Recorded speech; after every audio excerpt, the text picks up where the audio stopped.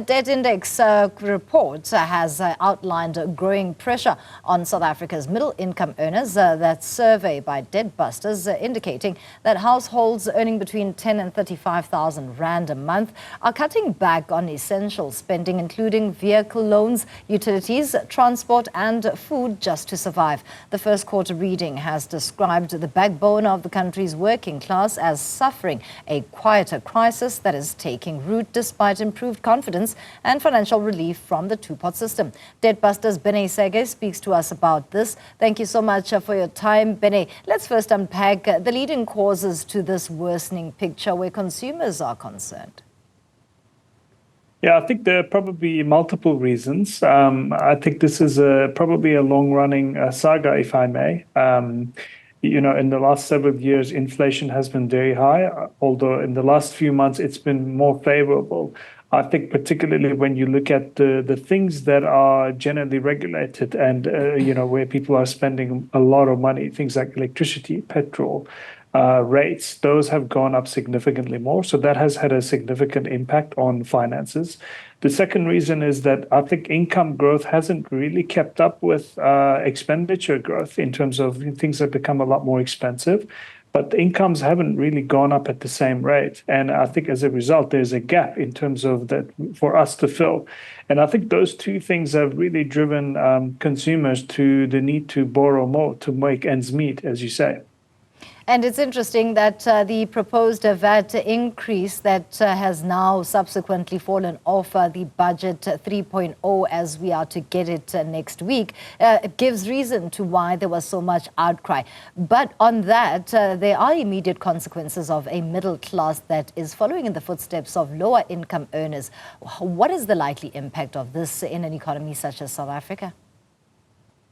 Yeah, I think it's, when you look at what people are spending their money on, I think that's where we find the answer to this question. If you look at our sort of middle income earners, they're still having to spend about 25% of their, whatever remains of their salaries after debt repayments, 25% goes to food. But about 30% goes to, rent and housing. And, there's another 15% that goes to transport. There's another 10% or so that goes to rates, electricity, water. And these ratios have all gone up over the last several years. So I think we're all being squeezed. I would argue that particularly those who are taking home 35,000 rand or more are probably under most pressure from our data. That's what we can read. And part of the reason for this is because particularly since COVID, they have been the major breadwinners and have been supporting a wider range of especially family members. And they're the ones more likely to get loans because they have steady jobs. And as a result, I think what we're also finding in asking the consumers is they're borrowing money on behalf of others to really support a wider range of family members. So they're under tremendous pressure. I think the way to get out of this is we need a growth. We need the economic growth, but we also need more people who would contribute to the tax base. We know more people who will be eligible for loans and borrow and get the economy going. That's our long-term solution, and I hope we'll get there in the next few years.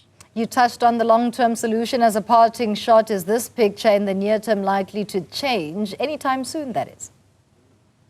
I wish I could say yes.